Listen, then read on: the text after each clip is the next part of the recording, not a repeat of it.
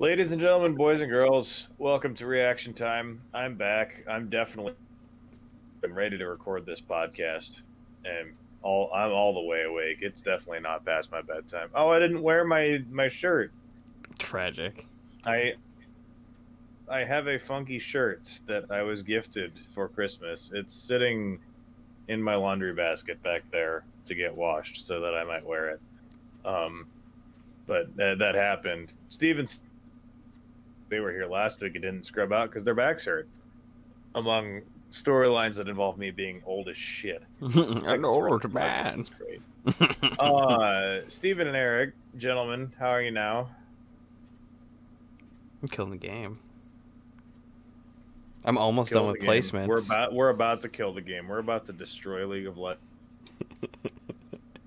So there's been some pro play. I think 3 of the 4 main big regions are in full swing as we speak. We're waiting on EU, which kicks off this weekend, and we'll really be in there. But with China playing 7 days a week, there are games all the time, constantly.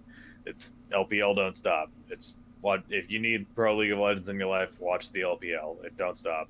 There's 17 teams. Some of them are actually good. Some of them are terrible. Shout out to is it TT? Is that the terrible one? TT's pretty bad. Yep. They're low on the list. I don't know if they're the bottom of the list, but they're low on the list. Rogue Warriors is also pretty bad from what I've seen. Rogue Warriors is pretty bad. OMG's pretty bad. There's like another one that's really down there. Oh, LGD. LGD I think is actually which is weird because they were okay last year, but they lost some completely new roster. Yep. I changed my mind. We're going to start with a little bit of LPL talk since I know Eric and I have both watched a little bit of this. Eric, how does it feel to be good again? It's crazy. Oh my gosh. It's been watching years, like legitimately years. Yeah. So like watching LNG with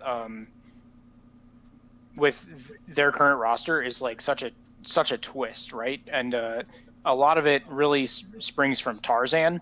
Like, and I can't believe how much different this team looks like with a jungler who's focused on proactive plays to take over the map, as opposed to like their like extremely passive roster from last year and from prior years, like with SOFM, who was more selfish and internal facing, and Flandre, who was selfish and internal facing.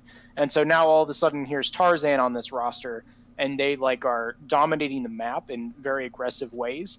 And like and even like though Makuya and Icon and Light are not like big players, they look incredible. And I have to give a lot of credit to just Tarzan's play and what he's been able to do on the map.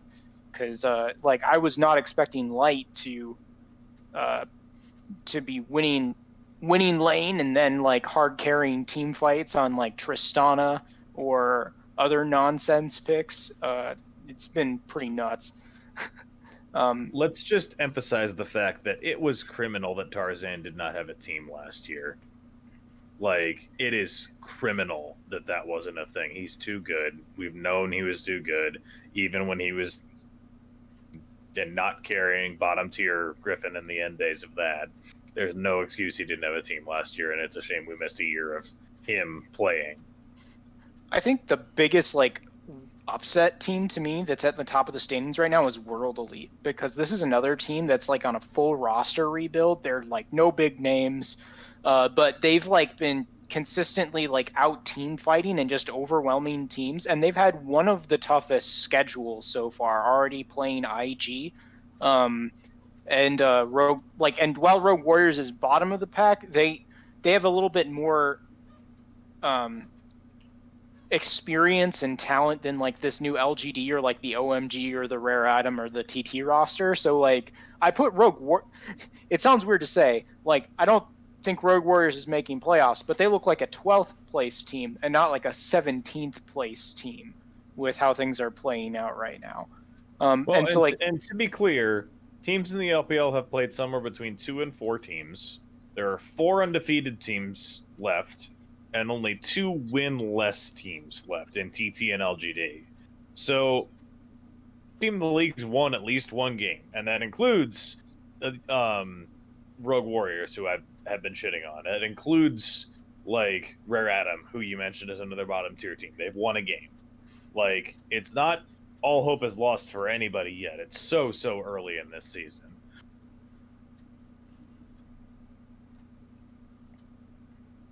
Steven, do you have any LPL thoughts at all? Not until we get into the meta discussions. I will lean on that a little bit, but having a lot of games to watch, hopefully I will figure out how to watch that region and get a better taste of what's happening. But most of my understanding right now with LPL is just stats.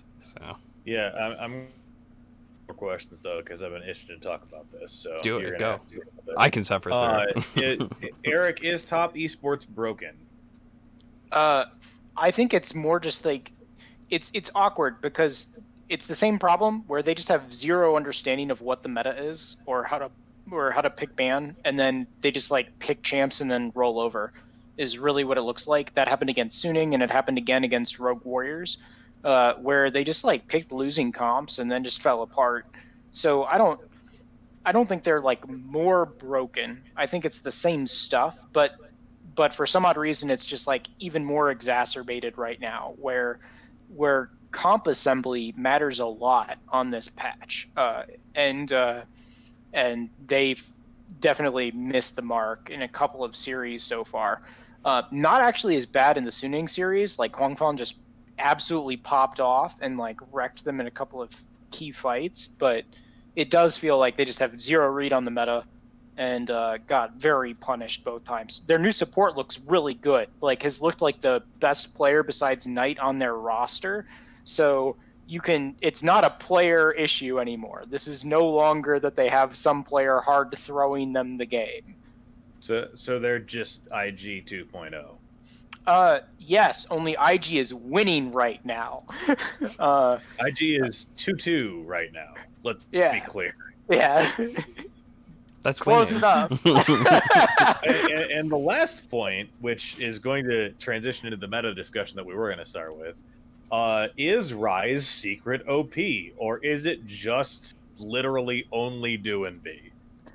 It's probably both. Like, it's so where I think we're going to end up with in this meta, and it happened like last year at Worlds to some extent, where there are these picks in the meta that are really good if you know what you're doing, and that it turns out that like player and team familiarity with how to play around these champions makes a huge difference in how good you look.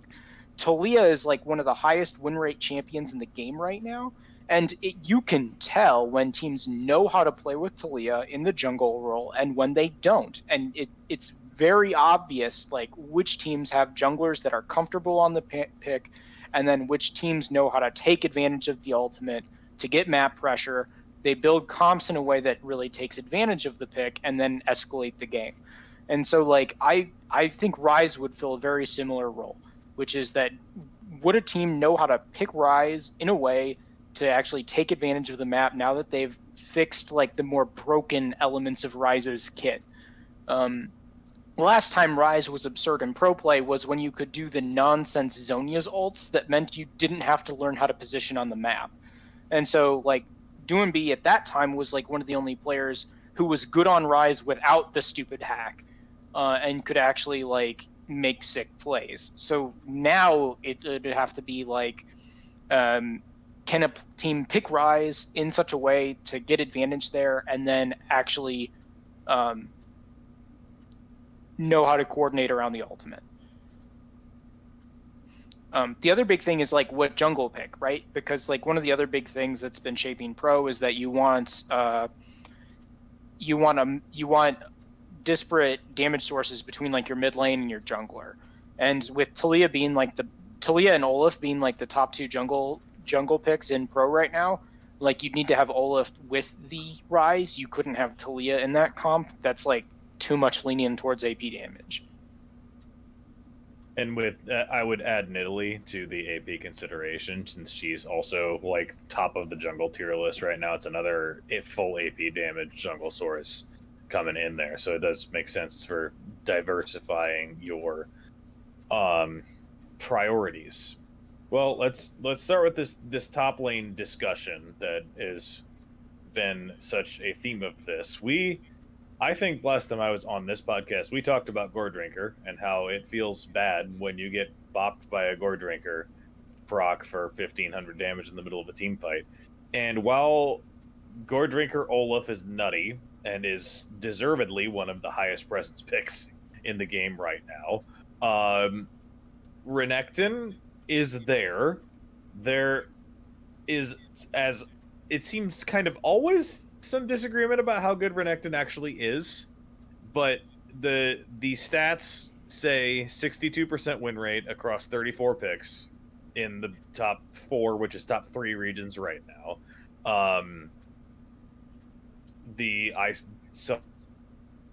Weekend, I think Impact got Player of the Week, and Yes. there were several jokes that went around about how congrats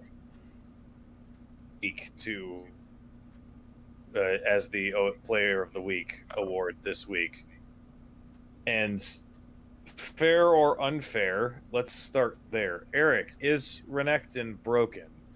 I think Gore Drinker is broken with like the sustain it brings to team fights, and Renekton is one of the 2 champions that people know how to play top lane that actually build Gore Drinker. If people learned to play other champions top lane with Gore Drinker, maybe Renekton would fall off. But it's really Renekton and Aatrox are like the 2 champions that people know how to play, where you can build this item, and then it turns you into this like really durable frontline damage source, which is the problem. And so it's like those 2 are the top lane picks that can build that item and then achieve those goals. So I think it's more the item than the pick itself. And I wouldn't be surprised if people broke out other champions that have a dash engage that could build Gore Drinker in top lane, and then like swapped over to that from the Renekton. The other one we like kind of knew about from our experience is Aatrox, and around 20 picks, 24 bans in these 8 and 12. Hasn't been as successful as Renekton is. So a Gore Drinker champion, very clearly in identity, but not with nearly the success of the Renekton. And I think that kind of speaks to Renekton serving his purpose as like the gatekeeper of top lane, or like the benchmark. There also might be some contributing factors to the rest of the compositions which lend themselves very well to properly setting up flanks. We're talking about Ryze, we're talking about Talia, Twisted Fate, Kai'Sa long range engage, a heavy engage support. Aatrox and Renekton look their best when they can perform in lane and then get proper flank position going from that. So Aatrox is kind of solidifying himself as like an equivalent or a slightly different version of Renekton, as like this is your baseline. They're going to always hover around that 50%, but the people that know how to pilot that champion are going to look really good when they get their hands on it. And I think the extra little bump in win rate comes from the team compositions. You're putting that champion on someone that knows how to pilot it, and then that person that knows how to pilot it knows how to hit those flanks, especially when the rest of the team composition is setting them up to look really good. I mean, the other comment that's come up a lot is that Renekton has the on-click stun, which is really strong with Talia. So like it another like factor with Renekton over Aatrox is that Aatrox doesn't have quite as good gank assist, where you can like get the insta stun, unavoidable, and then chain it with like Talia's full combo to wipe somebody off the map. And like so it seems lower odds to me that like it's just Renekton in isolation that has such a much higher win rate, but more of these like dumb combos, and then like the awareness of teams on how to play around these champions on the map, like Steven was saying. So the other piece of this top lane discussion, apart from Gore Drinker, is the dichotomy of the Gnar Irelia matchup. So Gnar is the most picked top lane champion 45 picks is way more than anybody else. Renekton's next with 34. That's a significant jump. And when you first look at the win rate, it looks okay. 21 and 24 is not terrible. It's close to 500, and over that many games, that's pretty reasonable. However, if you take out the Shy of IG, Mikuya of LNG, and Khan of FPX, you lose 11 of those wins. And then Khan of What? Damwon. What? Khan of Damwon now. Oh, that's right. He moved. Shoot. That's Yeah. it. Khan of FPX is Dom- Nuggery. Yeah. They swapped. Oh, How my poor brain. It's early. Yeah. Late, whatever. Anyway, those three players, whichever teams they're on, that's what I get for trying to provide context. You lose 11 of those wins and none of the losses, which makes the everybody else playing NAR spectrum 10 and 24, which is bad. It's not good. It's bad. So, is NAR bait? Steven. I don't think he's bait, but I think we are going into when you know how to pilot the champion and you know what the champion does, they're strong. There's opportunity to bring them into certain matchups where they can be successful, but you have to look at your win conditions, and if you're putting NAR into lane, they have to win lane. Eric, agree or disagree? Agree. However, I think the big part of where NAR's been falling short for these other teams hasn't actually been lane phase. It's been team fighting and map positioning late game. One of the big things that people were really pissed about with Huni on TSM, him porting in on mini NAR, and then getting popped because he's mini NAR and not having the stats in order to actually tank the damage that would then fly his way, or actually use the actual team fight abilities of the kit. And so I definitely agree that it has to do with how comfortable people are with knowing when to TP on NAR, when Mega is, and then team's ability to then engage at the right or opportune moments, because the kit does synergize very well with other OP picks like Talia, like Kaisa, like Leona, but it has been struggling when these players don't know how to time things well. Because one of the big things with this meta is getting those dragon fights or getting these Rift Herald fights or fighting over objectives on item spikes. So when you hit that spike, you have to have Narbar charged and ready to go in order to engage, because your team doesn't have a choice about waiting for you to auto minions 5 times when it's these squishy dragons that are up for grabs. You have to go in when you go in. And that makes it even harder on the player, who has to understand I need to have my Narbar ready to go at roughly 11 minutes 53 seconds in order to fight over second dragon. And that kind of game knowledge is very exhausting for. I mean, I don't think I could ever try and get that kind of aware of what to be managing on my resources. And to be clear, none of that is new on NAR.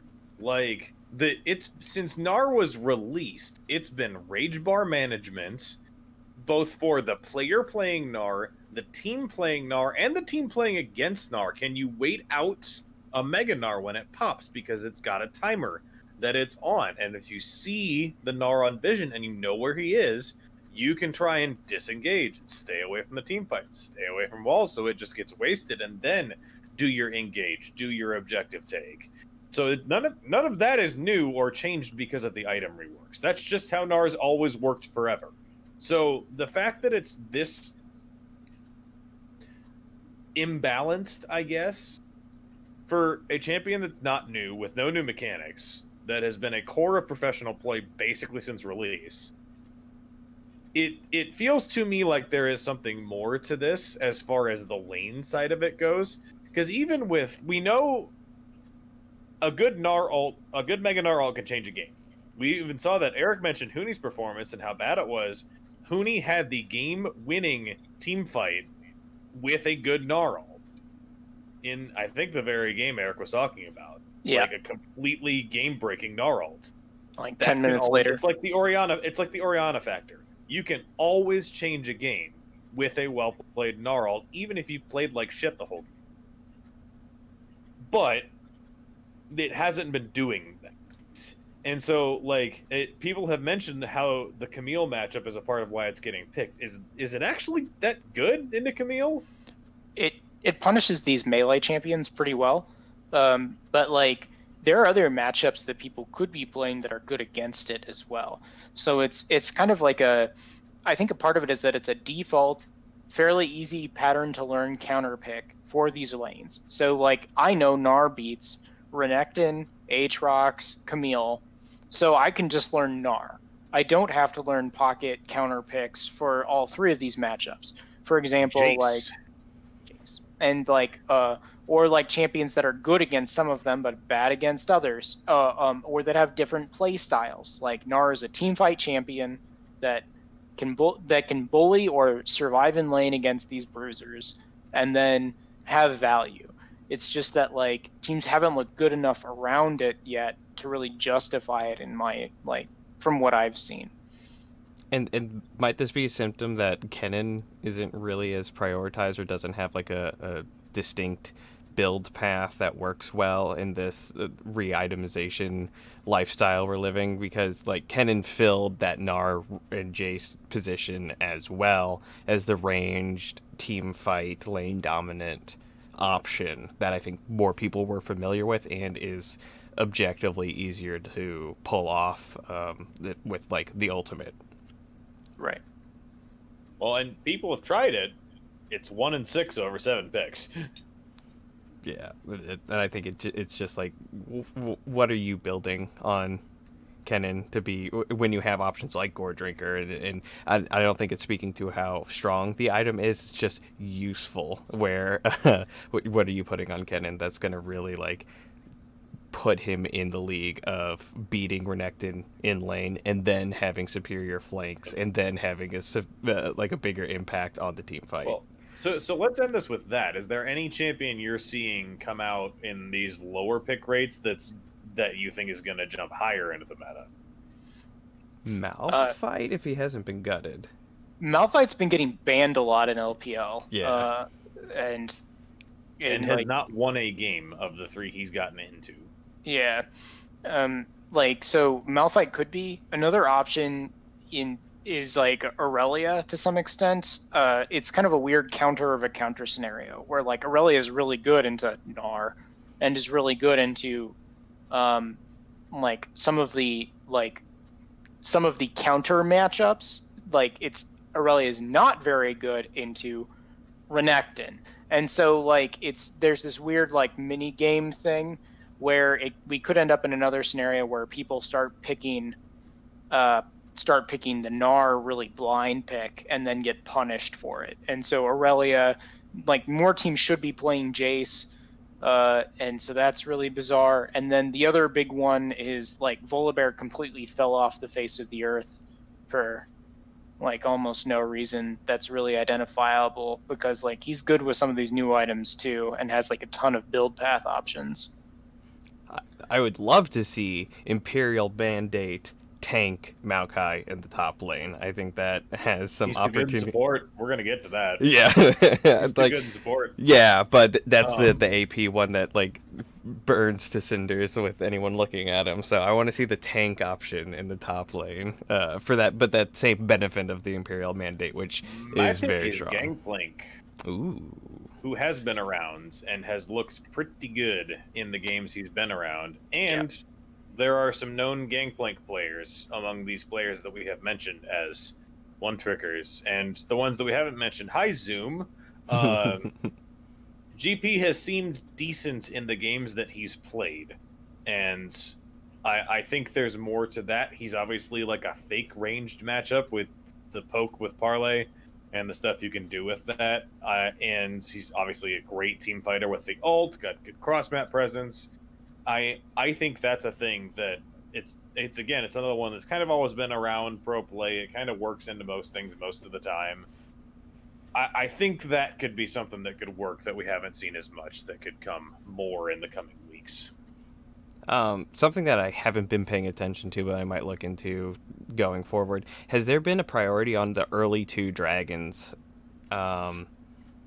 because I think that's when Gangplank really shines, is when that insta pop, like 5 into 6, like in the middle of the dragon fight, letting the other top laner like TP, keeping that push on, Gangplank ulting into a successful dragon, like that's when he really starts to shine, when going up against like Overnectin or Aatrox. There has been. What's typically the key difference between like last year Worlds and these like early objective fights is that teams are much more willing to just like send 5. And that could just be that most of the games watched so far have been LPL, but teams have been much more willing to like rotate their entire roster for certain power spike events. And it's less about like early dragon control, but it's like when we hit our items, we will pressure our advantage.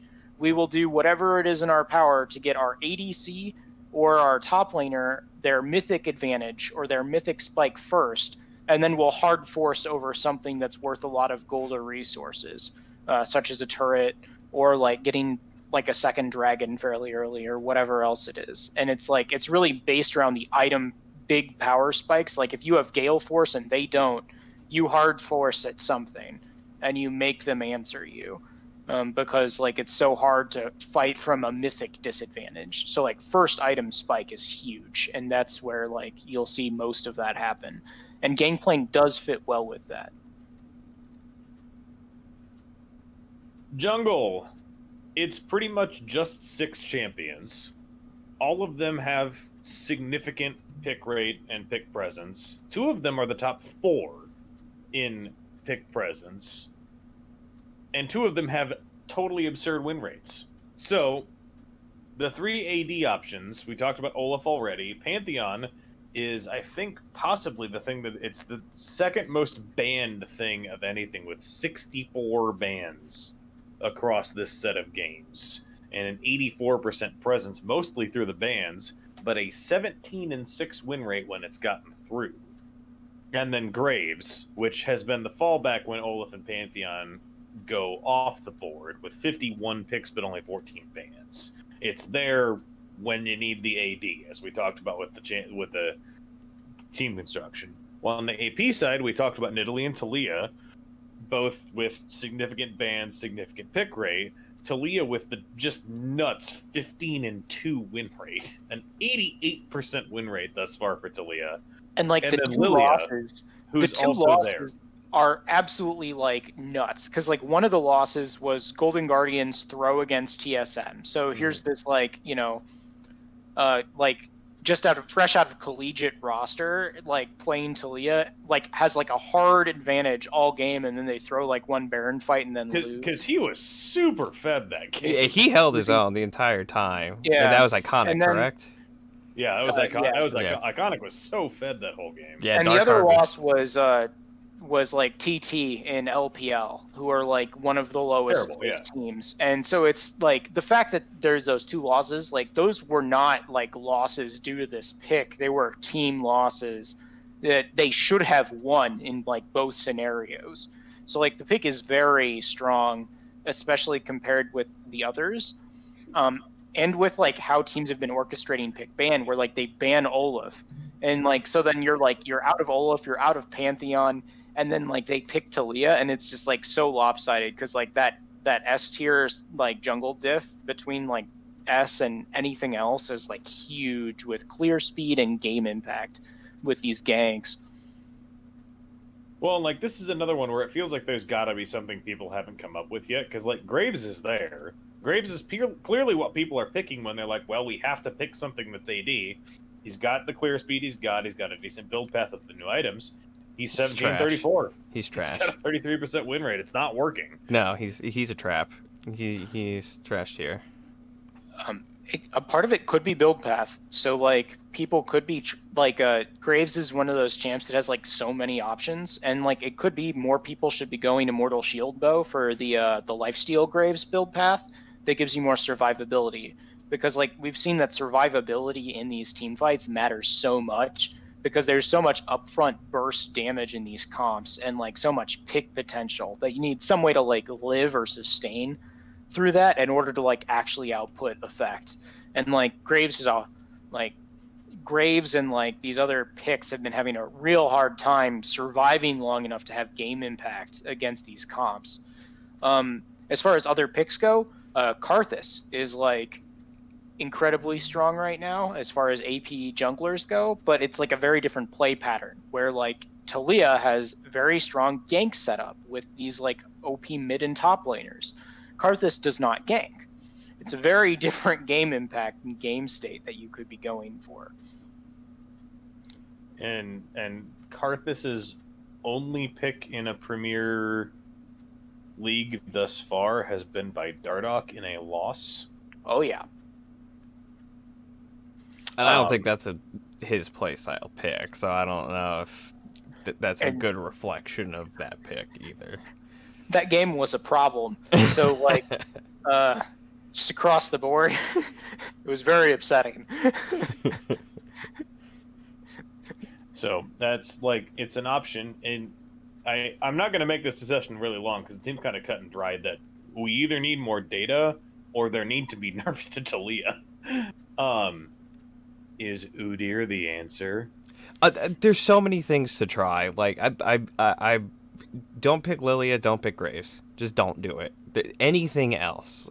I think Nidalee is very strong. I don't know how that like the Nidalee Talia matchup would be strange. I feel like they're more of a either or rather than a counter pick. But yeah, there's so many ways to like tango with Talia and shut that down. Like, you need an AD pick? Let's look at Lee Sin again. Like, pair it up with something stronger. Like, prioritize a strong AP mid, and then let the Talia go and grab Lee Sin, so you could counter those ganks and be successful and keep her out of the game. Boom. There's an answer. Just try anything. Because he was a bait pick. Yeah, but Graves is picking up that torch and just like, let's just try anything else. Point that out while you're on this. So while the Udyr pick is fun and why it was successful was the Chem Tank plus Dead Man's Plate run at him real fast combo where Piosik was just like zooming around the map and hitting people. You could do the same thing with Skarner, who's a better champion than Udyr. Isn't saying much, but like, you know, really what you're looking for is a champion. I love that combo on Hecarim. Speaking of things that go really fast. What's his ban rate? Hecarim has been picked 5 times in his win list. Yeah, it looks pretty bad. Like, and it could be the build path. Like, it could be they need to be going tank more. Stop building Trend Force. Yeah, no, yeah. Trend Force. I think it's a bait. Yep. For jungle. Yep. Like, I legitimately you're too far behind. Take that Men's Plate and just be fast and tanky. You're a helicopter pony. SOFM style builds. Go for it. Like, I think it's better at this point.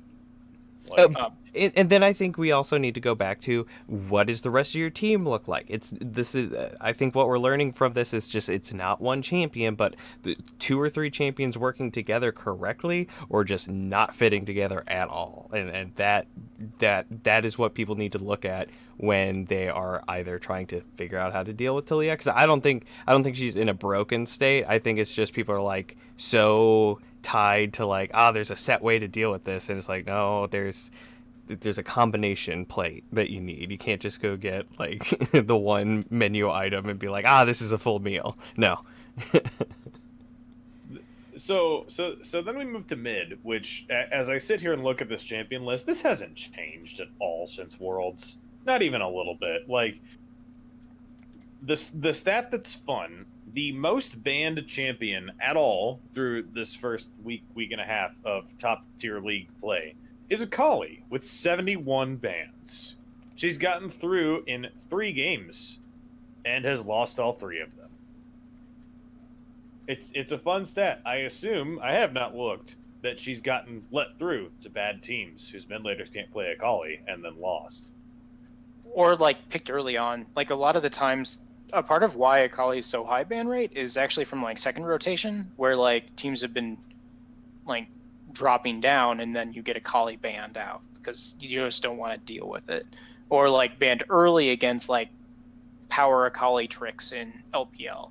So it's like, it's very strange. It doesn't seem good because like what people have been winning with have been lane bully control mages. Uh, or if you're like Icon, you just like pick Zoe and you get two redemptions in the first 8 minutes of the game, and you use that to win top lane in addition to mid. Yep. And like, it's like, how do you justify picking Akali when you can be doing that bullshit? However, to reinforce my point, the 3 teams in the major regions that have picked Akali to this point and therefore lost games are V5, CLG, and Rogue Warriors.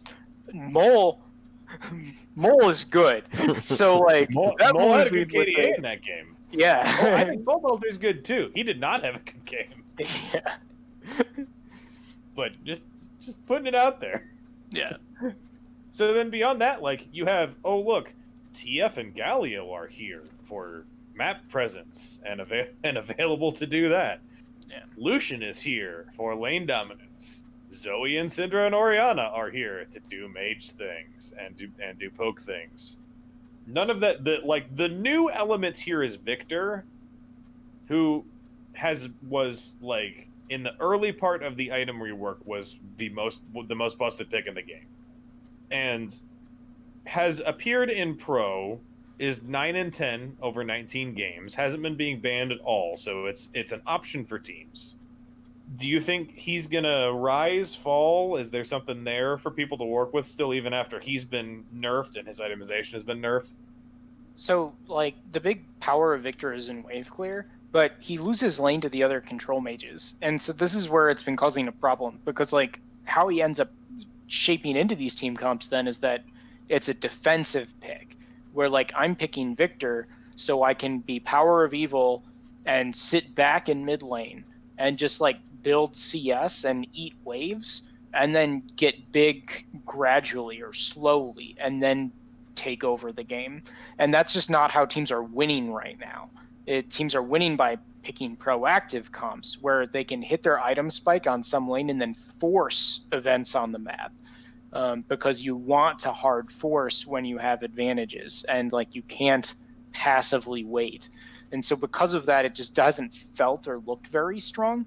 The teams that have won with Victor typically have won either because the enemy team was not very good, or like they've actually been very good at eating pressure and like had very strong peel oriented cops with either top tank Gragas, or like and like Xayah in the comp. Like that was how E-Stars managed to win a game, or like some other combination where you can peel back and like eat this like attempted engage pressure and then like kill the Kaisa who ults in too early, or something along those lines. Which, like, Gragas is the king of that playstyle, with the king of disengage, as he always has been.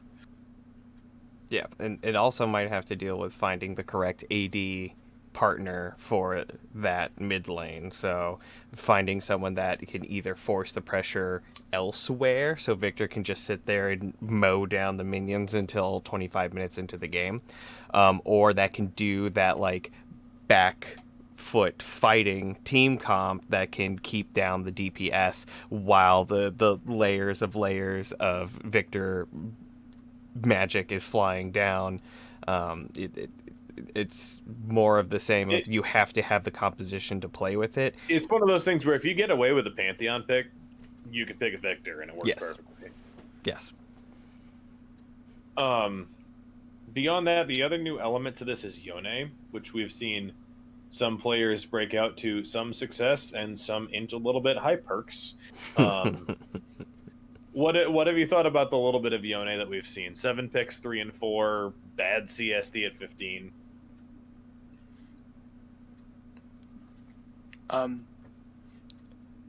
It seems like a solo queue champion. Yeah.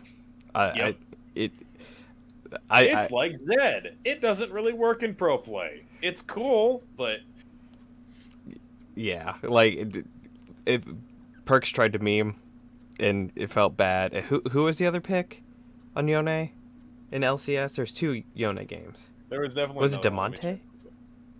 No. Anyway, it's just like it's a solo queue champion. I guess if you found the synergy to do it, AD mids are kind of hard to come by right now. So I think maybe if there's some more comfort on it, I don't.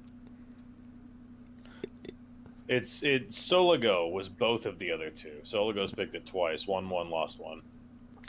So the big thing that I liked from the Perks interview after they managed to get a win the next game when he talked about the Yone pick is that it's terrible into on-click or point-and-click CC abilities.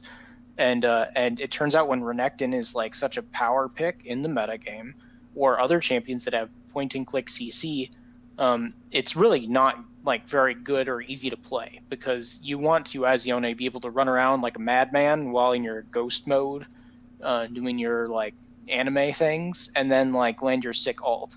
Like that's what you want to do as Yone in these gameplay scenarios.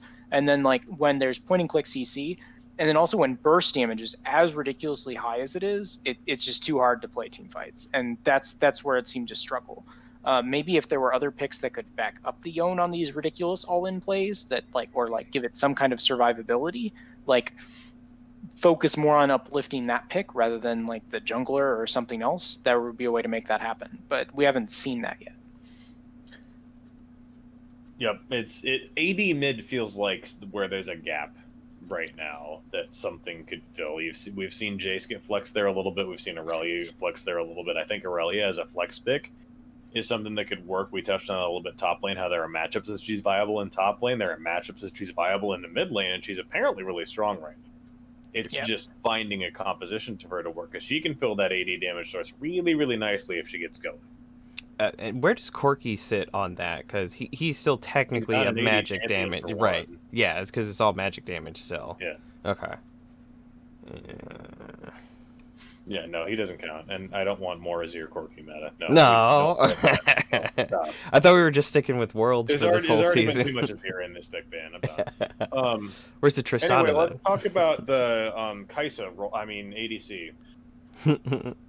Kai'Sa with the highest pick ban presence of any champion in the game, with a 93% across like 100 games, 70 picks and 27 bans. And even through 70 picks, a 54% win rate, which is notable. And plenty of pop-off performances from all across this. You've got LWX, you've got... who had a pen? I think was Gumiyushi's pen kill on it, and LCK. It was like both Gumiyushi and LWX with like the two earliest pentakills. Yeah, like and they're both Kai'Sa. She looks really good. The items work really well for her. And the flip side of that is Samira, who's the new addition to the toy box, and 33 picks, 38 bans. She's been around. People have thought she was overbalanced. She probably was. Right around the same time Victor was, about 2 patches ago. Maybe is a little more fair now, particularly in pro play, as we've seen. Only 13 and 20 across her 33 games, so less success. And particularly into the matchup with the Kai'Sa, it doesn't seem like it's working. It tends to win lane, and especially with like the Alistar combo, because Samira Alistar is like really devastating at a pro level. Also, Samira's set, but what ends up happening is that how Kai'Sa plays is with these pick comps, where you pick Kai'Sa, you have Tolia, and then you have like Galio or Gangplank, and then you just hard overload a side of the map and then make picks or make plays happen. And Kai'Sa is just incredibly easy to win with in those scenarios, and it makes it very easy to get these advantages. Whereas with Samira is more of an all-in 5v5 champion and is like expecting fair matchups. And if you have a fair matchup, that's when Samira looks very unfair, if you can manage to get the combos and have it work. But like that hasn't been how we've been seeing games evolve or adapt. It's like a team gets a spike advantage, overloads a side of the map, builds an advantage, takes a ton of gold, and then snowballs. And that it doesn't play as well with that as like picks with like Kai'Sa do, where you can just be in close proximity, have somebody hit a CC ability, and then ult in, and then finish up everything. The tiered down. So like the next pick rates is you have Jhin 33 picks, Aphelios 24 picks, and then MF and Xayah both in double digits as well. Jin was another big solo queue pick. It was extremely oppressive, some said, in solo queue. Hasn't really translated to the pro stage as much, 14-19 across 33 games. And Aphelios has looked good in points. Zaya, I think, is the most notable of these four, 12-5 across her 17 games, and has been building more, I feel, as the games have gone on, as a pick that works. Instead of like picking the Samira, it's another option you can go with. Eric, which Aphelios, Jin, MF, Zaya, which looks the most appealing to you in this setting? Tristana. No, I'm not letting you talk about Tristana yet. I'll give you that in a little bit. All right. So I under Kaisa, I'd actually prefer to be going with probably Zaya, mainly because it plays more ordinarily. Like the big issue with Jin and with Misfortune in this kind of thing is that they don't play very linearly. They have different play styles for most ADCs, and then they're really centered around hitting your like long range zoning ultimate.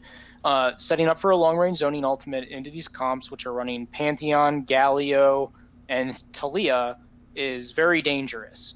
And you just don't tend to have these kind of opportunities to like fully channel or get max advantage out of these abilities. So I would aim towards something that's a little bit safer, that still has outplay potential, that has CC, and go from there.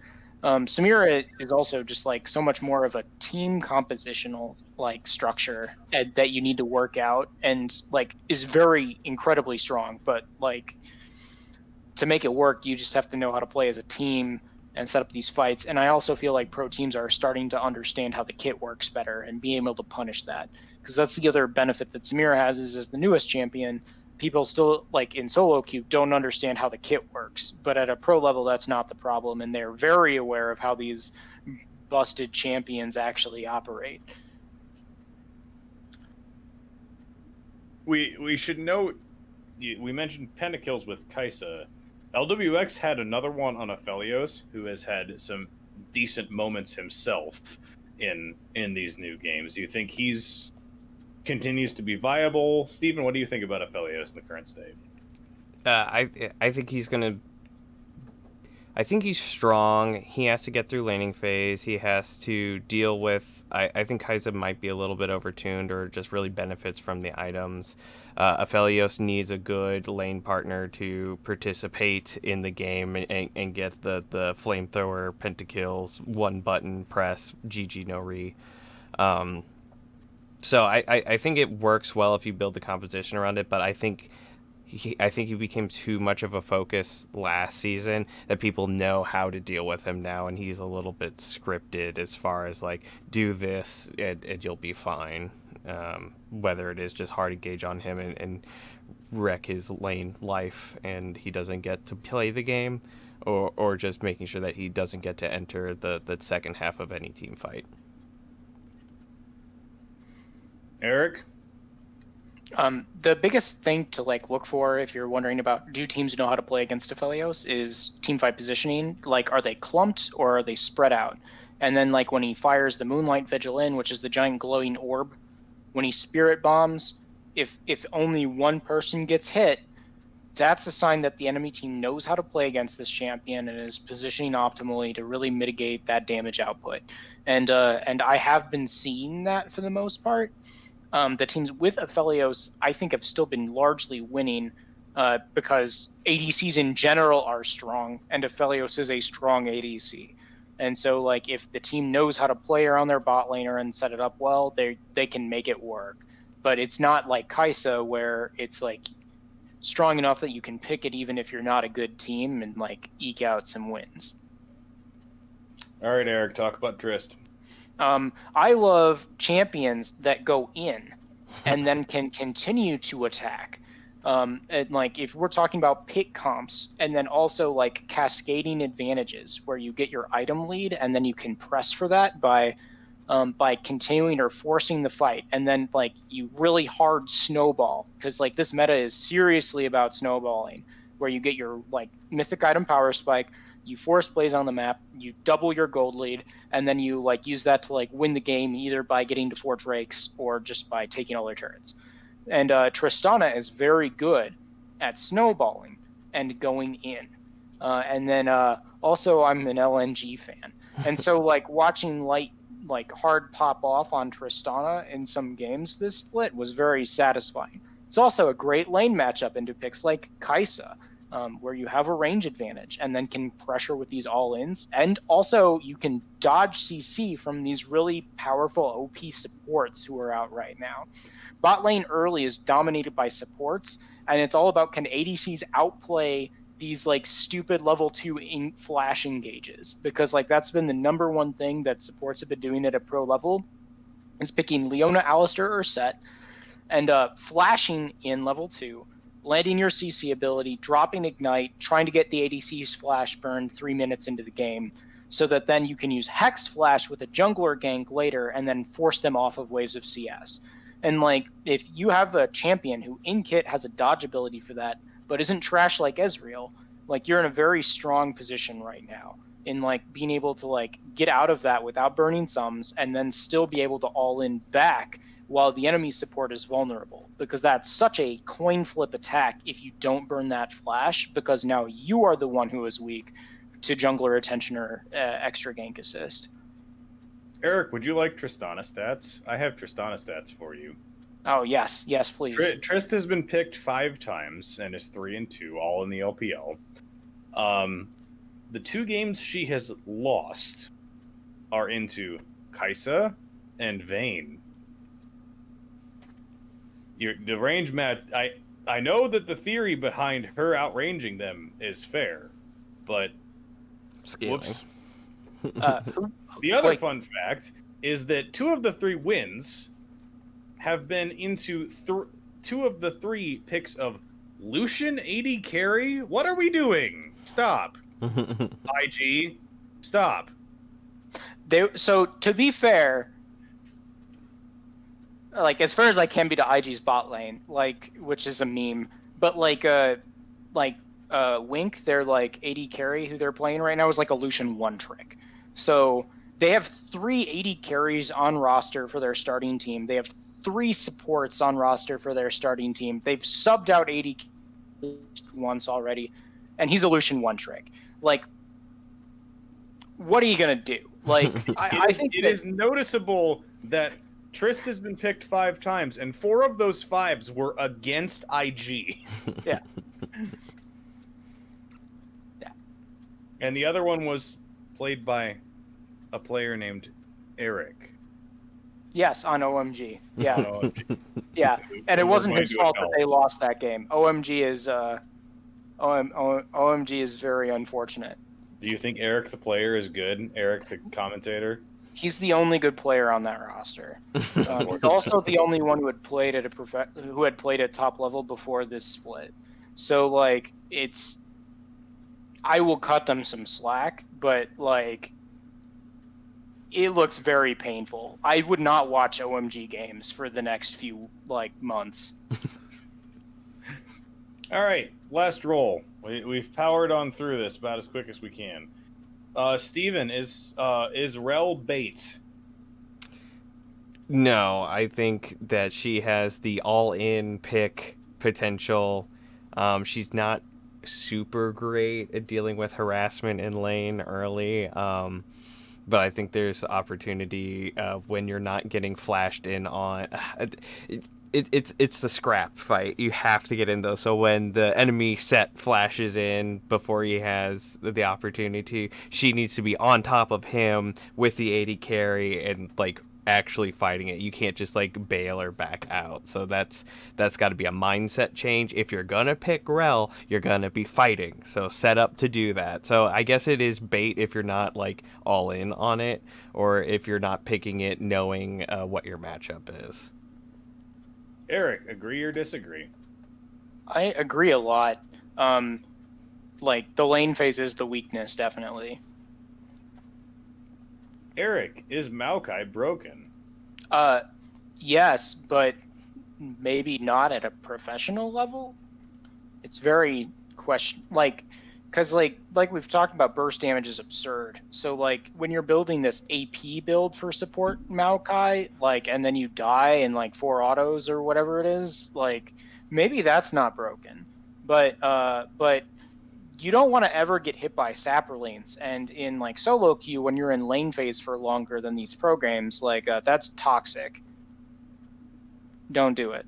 It does notably have the best win rate of any support, albeit across only 13 games, but 9-4 is better than anything else. And in support, there is no pick with any significant presence where the wins and losses are separated by more than 3 games. It is the most. There's nothing sticking out except Maokai, and even he's not sticking out that much. Like Alistair, 18-19, Leona, 23-20, Thresh, 13-12, Galio, 9-10, Set, 11-11.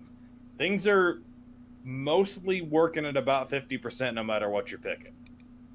And I think that might be a little bit of like you pick certain champions in the support role to do one of X things, which is either go in, protect carry, or do damage. Like those are your 3 kind of options, and but there's like where there are picks that really stick out in the other 4 roles. There's not as much in the support, so it's not the thing where you're picking. Oh, Leona is broken right now. We must pick or ban her at this time, all the time, forever. Like the Pantheon situation, the Akali situation, one of these champions is getting 60-70 bans. Nobody's getting huge bans. Nobody's got a 70% win rate. It's just you pick what your team needs, whether it's Alistair who brings this knock-up in the CC, it's Leona that brings all the CC, it's Thresh that brings an escape for your Aphelios and brings the slows in the box. It's Set, which brings primary engage. It's Gragas, which brings disengage. There's tools. You pick your tools and you get the one you need. Yep. Is the little mini Tom Kench rework is en route, correct? I believe it's coming soon. It probably will be like a month before it's in pro play. So maybe when like LCS is kind of getting like for real going. So maybe that'll be the shakeup that support needs, where Tom Kench might be strong again just because of his Devour, and with stationary Aphelios, and to some extent Kai'Sa is really strong, and then that needs something to be dealt with, whether it is a high ban rate or there is a definitive answer that you prioritize to deter the pick of Tom Kench. So that I think is the one thing coming down the pipeline, or if someone figures out some way to get really comfy on Rel and stop the hard engage supports, which it seems that there's multiple hard engage that people are cycling through, so we don't see it distinct. But I would like to see like all of the hard engage supports, are they outdoing the Maokai, which is kind of that middle. Eric, would you like to go the opposite direction and talk about enchanters? Like the Moonstone Renewer or whatever it is pretty strong. The with the Staff of Flowing Water or whatever it is. But like I think the problem that I have with like the hype that's been built around that and is that at a pro level is that like it gives up. It's so much more about and like the proper style of play, quote unquote. If I'm talking like, you know, the optimal, like formerly known as Korean style of League of Legends, where you're just like going to gradually build advantages and out rotate on the map, like that actually doesn't work very well anymore. And like teams really like having easier ways to build win conditions. So like while these enchanter items are strong, I don't think people are going to be playing Seraphine or Lulu while like they can be like flashing in on Alistair, Leona, or Set and like forcing these huge health trades early and then getting jungle attention. It just seems so much more risky to like play an enchanter. And even if like optimal play, it's like incredibly strong because the items are good, both in jungle, in mid lane, as well as support. It's just that like that's not what teams have been like trying to prioritize and how they want to play the map. And I don't think that'll happen until Taliyah and or Pantheon are gutted and removed from play. How do you feel about playing Ivern into Pantheon, Steven? I mean, it's too bad of a matchup early. Like the 2v2, which is the reason you would pick Ivern into that. Like I cannot think of like maybe if you have the Renekton but Renekton Ivern's kind of clunky into like I would assume is the Aatrox Pantheon. I think Aatrox Pantheon takes that at like in the early levels, and so what are you really doing with the Ivern while you're waiting to get your Renewer and Flowing Water? Like he's not a strong enough contributor to the 2v2 or on his own in like a like I'm gonna unless he completely commandeers like one half of the jungle away, so it's like a 3 buff clear, and like the other jungler's like, well, what do I do now? But I don't think Talia or Pantheon or Nidalee would allow that anyway, so it's not viable for Ivern. Ivern works really well with those items, but not with those other junglers. Ivern into Graves, hell yeah! Like if you've baited them into picking Graves and you lock in Ivern, you're probably gonna have a good time. Last one on this because it was where I was gonna go, and Eric kind of took the point away. Is Seraphine anywhere close to coming in either bot lane or in support? No, Sona 2. She's been picked 4 times, and she's 3-1. The power level is high enough. It's more like I said, is that like what teams would want to go for? Like, Seraphine's great in team fight scenarios. I think who played the double support bot lane? Was it that was an LCK, right? Where somebody played. It must have been a Freaka if it was LCK. Let me look at this. Yeah, because like that's a really small pool. Like that could just be a sniff at the LPL games that have been played. If you're talking about, you said 3 total picks. It's 4 total picks. Yeah. 3 by Lehens. It's only Lehens. Yeah. So, yeah, because like it was somebody did that like double enchanter bot lane, and it's a lot like Sonateric or the Lux Sona lane of old, right? Where it's like incredibly good in team fights. So you need to find a way to get to 5v5 fights without 3 people dead. And if you can do that, you can win some games. But that just seems very hard to like hit a fight without a huge health discrepancy into these like either the pick comps with like the Galio Camille or the poke comps with like Zoe Nidalee, right? Which are like the big examples that are going around right now. And I wouldn't want to play into either of those.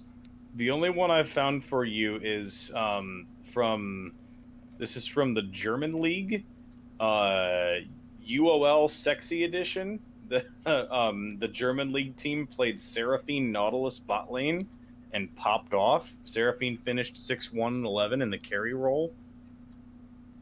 Ew. Into Jin Leona. So that's a spicy fact. For you. So yeah, but it's literally the only Lehenz's picked it 3 times, and then TT's support picked it once in a win, notably for TT. Nice. But so it's one of those like you could maybe build a team comp around it, but it doesn't seem like what teams want to do right now. So there you have it. All right, we talked about LCK. Eric, we talked about LPL. Eric, do you have any thoughts on the early portion of LCK? Not really. A freak has been bad, and it makes me sad. That's my one thought. Like the good teams look really good, and the bad teams don't look good. I didn't think Afrika was going to be one of the bad teams, and they are. That's where I'm at. I thought they would be better, and they are not. It feels like a top 3 league, like realistically, where it's like Damwon and SKT are both incredible, and then who's the other one who looked good? Like HLE is like Genji, yeah. Those 3 teams look good, and then like there's like HLE, which is kind of like a gatekeeper team, is really what it feels like. It's yet another roster of Chovy, kind of an ELO hell, and then there's like everyone else, and like it's kind of sad.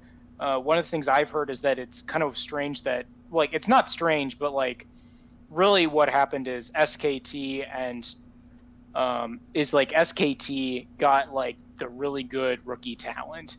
And so like everyone else got like kind of second picks in some of these roles, and they're making it work as well as they can. But like it's pretty definitive to me that you should not be playing Doran in top lane in 2021 as a roster. They're 2-1.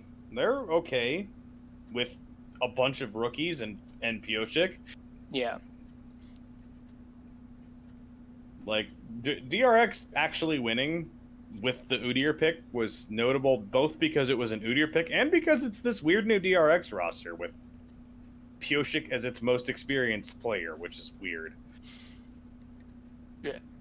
Well, like, in that game, though, like, I watched that game, and, like, their macro sense and, like, people's positioning on the map seemed very uninformed. Is what I'd say, and like there's a very clear distinction, like in terms of how clean these games look from the top. There's some bad teams in Korea. Not the standard of the LCK is not very good this year. Like KT is bad, Sandbox is bad. I like Nongshim Red Force. I think they're an okay team and they're kind of interesting, but they're not very good. Yeah, they just had franchising, so it wouldn't be surprising if it's gonna take them like a split or two to like for these other rosters to like actually shape up. Especially since we just had this like second wave of huge imports going to LPL with like all the good Griffin players except Chovy, right? Where it's like, like Viper is now like winning games. Your Lehend disrespect is noted. Yeah, like Viper and Tarzan are the two I care about. I'm gonna be pretty honest, and your especially disrespect is noted. Yeah, I'm sad that he's on another bad team. His brain is too big. All right. With that, LCS. Steven, your boys threw a game. They sure did, didn't they? Draft properly. Pick team comps that make sense. That wasn't please.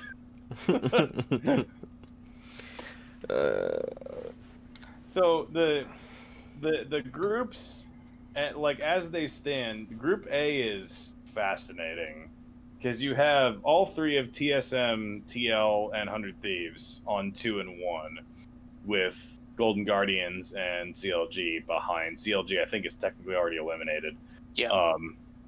And that's fine. No one cares. They're not even playing their full roster because they've had visa problems with Finn and Broxa. Nobody cares. And I'd argue that to this point, 100 Thieves should feel the best of those three because they've looked really, really solid, even with the one loss. But it's like it's anybody's game. Even though TSMs look kind of like garbage, they pulled out the wins. Who do you think takes this group in the? Is this just a single round robin? I think so, and then they goes to cut to top 4 or whatever. So like, since we already know who's eliminated for the group, like we know who the teams are that make it out. Yeah. If we're guessing who comes out best in the round robin. I'm going to say 100 Thieves. I think it's 100 Thieves too, yeah. They've looked incredible. They had their throw moment, yes, but they seem to have like a good understanding for how to play the map. Like Someday has been playing decent picks. He looks insane right now. And since they already got the win against TL, right? Part of it is the schedule. They play Golden Guardians last, and TSM and TL play each other.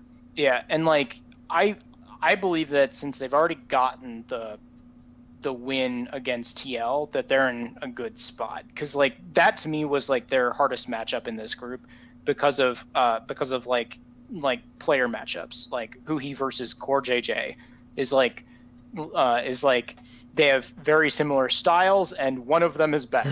And Huhi's tweet after that game was excellent. Yeah. And like so like the fact that they got that win puts them in a good spot in my mind. Where like, whereas like TSM, haven't looked good. They're slowly coming online, but it's the same style of TSM gameplay. It's the same Bjergsen pick ban phase, and like I just don't think that combination of factors is going to net them very well in this play-in tournament. I stand by my assessment of this roster from our earlier episodes, where they're going to be like floating around 6th place until the end of the split, and then they're going to like make top 3 or win it disgustingly again. Is kind of illegal. Sorry. Where it ends up. That won't be allowed. Steven, how do you feel about TL so far? I want to see Santorin. I want to see him in. I think Armeo is doing great. Given, I think he picked Lilia, didn't he, in the 100 team game? Yes, he did. That's one sin. You get the one though. We're gonna clap TSM because Alfari versus Huni. Lol. So we'll come out pretty nice on the group part of this. So no worries there. But I feel better about Alfari than I did when it was announced. Seeing how well he's good. He's already playing good. He did. I don't know what it is about EU imports into LCS, but they usually have like some really shaky intro games, and he did not have those. So I am like we're cleared that. Santorin's not going to have that because he's been here. And I think him and Alfari are going to play real nice together. That's going to look real sweet. I'm very excited for that, especially how shaky. It looks like your teams in LCS already look really solid or very shaky, and there's not very much in between. And again, it's been kind of as expected, and this is still this is the lock-in tournament. This is the early. Half the teams are missing imports or COVID cases or one thing or another. FlyQuest looks bad. Yeah, that's rough. Oh man, really it feels bad. Because it looked like they auctioned off their players, and hopefully we're going to nurture new talent and do it again. But, oh, boy. It didn't quite go that way through those first 2 games. We'll see how they play with Jose Dioto, because, that might make a difference. Jungle is so important in this meta. Yeah. But, Licorice has been having a hard time top lane, and it does feel like some amount of nerves out of bot lane with what's been happening. Yep. And so hopefully they can get through that, manage to get out some decent quality gameplay. Do they know does anyone know if Jose is going to be shot calling? Because it looked like they were trying to make Licorice do it from top lane, and I don't know if that's ever very successful. His TP down to getting wienered, looked like, hey, I'm going to do this. You guys need to jump in on this, and they're like, what? And then I think that happened a couple times where it looked like Licorice had a game plan, announced it, and everybody's like, what do you mean? And then no good. That could be. To my understanding, it's going to be more Diamond and Palafox actually. And from how I understand how this team plays, but when they're not playing their starting jungler too, who knows how this will actually work out? Because junglers really call early game. Yeah, and I don't mean to excuse CLG by any stretch, but they're missing the dudes they spent money on. I get them being terrible. I mean, we mixed Broxa our entire season, so been in Broxa. We talked about that weeks ago when this roster got put together. But when you don't have the dudes you went out and recruited as your big deal acquisitions this offseason, of course you're going to look like trash. And you're playing Griffin, who's your jungler who you've ditched effectively, in these games, and he tried, he didn't look terrible, but he did look like the Wiggly who was in 10th place of LCS last year. So I don't know how, Solo tried, but definitely got styled on by some of these other top laners in that group. So it'll be very interesting. Yeah. Meanwhile, only one of these 10 teams is undefeated so far, boys. Who would that be? Hey, let's talk about EG because they look awesome. It's incredible to me how much like coordination they have already. Like, Yeah. and it could just be due to experience, because like this is Impact, this is FNKY, this is Ignar. Like these are players who have like tons of game time and pro play experience, and so it could Game just time, be that. pro play experience, worlds experience, like. And so it could just be that like it's this natural experience advantage kicking through, but they look more coordinated than some of the teams that are like these shared or same rosters, and that's pretty nuts. But not a damn soul expected this from Deftly.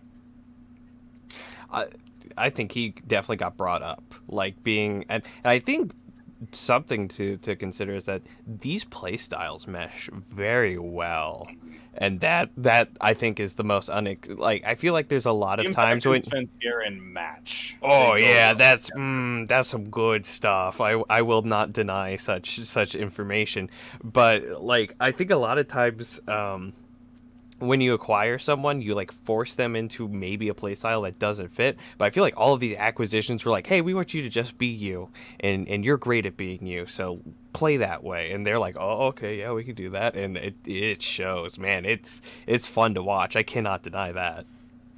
So like I do want to call out though that their only hard matchup so far has been the C9 matchup, and in like because like Dig and Immortals are not don't have high expectations, especially since Immortals is also in the waiting for imports boat. And like the other thing I do want to say about Deftly is that like Deftly's never had a problem with playing team fights and positioning. That's never been his issue. It's been like macro and like setup on like wave states, and then understanding where to be on the map, and then like building advantages. And Kaisa is really good, like we've talked about, in disguising those weaknesses, where like when you can just press R, enter a fight, press Q, and then E invisible, and like output a ton of damage, and then just take over positioning well inside of the fight in macro or in micro, like it makes it a lot. It like highlights all of his strengths and all the stuff that like comes from like what you expect of a pro AD carry, with masking the big like differentiators for like, you know, what's a great AD carry. And so like that differentiator like of like do they like, can they do their job versus do they know how to win a game of League of Legends is like very much masked from the AD role with these items and these champions. But the thing is, if he's at a level where he's getting good enough to do that, even, and he's looked better than that at points, when is the next time in this tournament that he's going to face a bot lane that he's at all scared of? And is it the final? It's the final. Like, oh no, they're almost certainly going to win their group and finish first, which means they'll play Golden Guardians in the first round of the bracket. Okay, then they'll play TL or TSM. Like, is he scared of Lost? No. I think Lost is really good, but like, I don't think there's a matchup he's gonna have any worry about until the final of this tournament, assuming EG do what you would expect them to do in the majority of the remaining matchups. Yeah, and that's scary to think like that. And to be clear, like when I'm talking about this, I'm not saying that Deftly Deftly's definitely performing very well, and it's more that I'm saying that like if we're like having a conversation about who's the best AD carry in the league, like I wouldn't say him. I wouldn't say him yet, and no. So like that's kind of like what I'm getting at is like versus like Jizuke, who's looked phenomenal in mid lane so far, like who looks like he could be taking this role. Impact, who's looked like who along with Alfari looks like the best top laner in the league right now. Like Ignar, who's looked great. Like this whole team has looked very solid across the board, and like and it really is performing like all cylinders. I don't see them falling apart until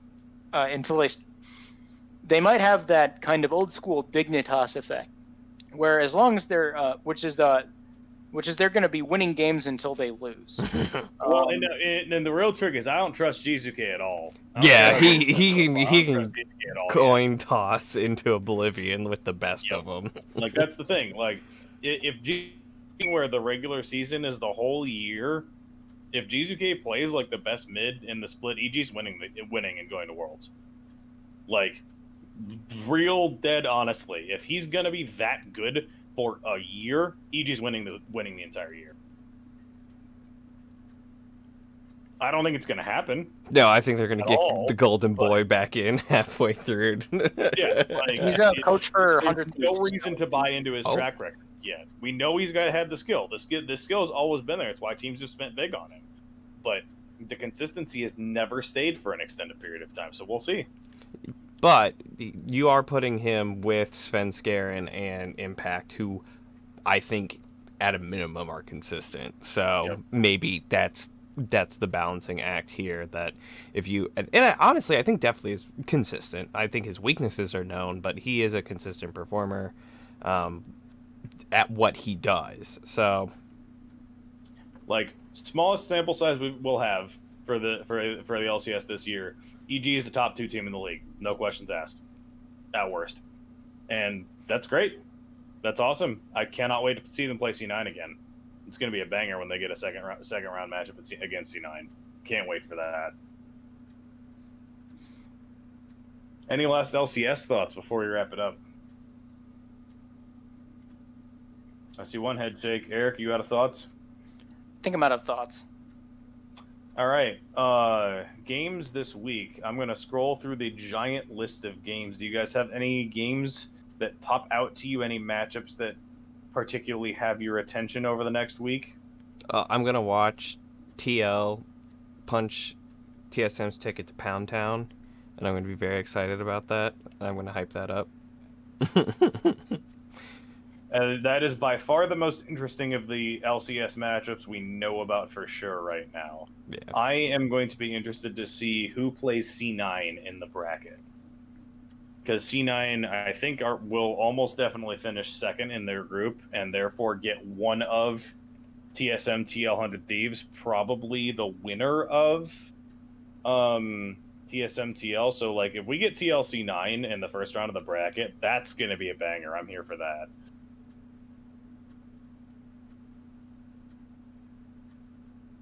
While I'm scrolling, Saturday in the LEC, I see Fnatic Rogue, and I am interested in how that goes, because Fnatic obviously has had to do some reinventing of their image this offseason, and Rogue is going in with massive expectations after their performance last year. I think that's a real great last matchup on Saturday at the LEC. Eric, you got any bangers you see? I'm looking through things. I'm excited for both of the. We talked about there's like 3 top teams in LCK, and Genji is playing both T1 and Damwon this week. So, like, those would be kind of my games to watch so far. I don't think there's anything happening in LPL that's like super exciting. I guess disagree. FPX Suning on Saturday morning. Oh, and then Sunday is LNG World Elite, which is the 2 undefeated teams. So that's also exciting. So there's going to be some good stuff there too. I am hyped for FPX Suning on Saturday morning. That's going to be great. Pour yourself a box of cereal and just. I get to be at work at 7:30 on Saturday morning, so. Pop-Tart it is. Just like I get to be at work in 7 hours. So, Steven, plug, go. Get the merch, funkygames.com. That's a link tree. There's a whole bunch of other stuff. If you want to go right to the store, you can go to funky.store. That's where you can buy cool stuff like this nostalgia shirt. It looks like a splat from some kind of cable network show that was really good at one point. You don't remember who it was. It's fine. Eric, what are you playing in solo queue? played a non-zero amount of Annie mid lane because I need to play AP champions for some reason. But like the reality is just Cho'Gath. Steven, what are you playing in solo queue? Ivern is OP and very fun. He still requires other people to be at the keyboard and clicking their mouse, but as long as you have at least a couple teammates that do that, he's very strong and very fun. In not surprising news, I've been playing Poppy because she's really good right now, and she's really good into most of these matchups. And I can just build Sunfire Aegis, and everything's okay. It's great. I enjoy it. I've also been working on the fighter side of the matchup. I've been working on Fiora and Camille a little bit. Camille's in a really good place right now, and she was my most recent acquisition. So I've been trying to get something going on in my top lane pool that isn't just I can play Maokai and Poppy, which is useful and good, but tends to make winning in solo queue slightly more difficult to have a strong positive influence on. Especially because I'm terrible at laning with both of them. Ban Jace all the time. All the time. Anyway, that's about it for the week. Check the link tree. Steven linked it there. Follow the YouTube channel. Check our other videos. Check previous episodes. Rate, like, subscribe, review, share, send around, send us feedback. Let us know what we missed. Let us know what you want to hear from in the future. We'll keep watching games. There are 80 bajillion games to watch this week. I didn't watch as much as I wanted to last week. I'm never going to catch everything this week. So if there's stuff we need to talk about and you see it, let us know. It's in the comments and Twitter. Twitter mentions Funky Ireland with a 3. Shreds the Raptor, Prof Cedar. We're easy to find. Yeah, that's about it. So this has been, you say, episode 13? Yeah. Lucky 13 of Reaction Time. And we'll be back probably about next week at this time. You'll find us Wednesday or Thursday. So, we'll see you next time. Peace.